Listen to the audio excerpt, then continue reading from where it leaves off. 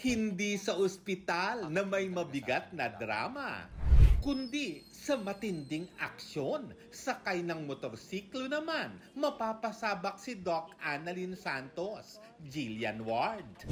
Ang karakter kasi niya sa hit afternoon prime series na Abot Kamay na Pangarap, may ultimate crossover sa prime time. Nakakakaba po kasi ngayon lang ulit ako sumakay ng motor.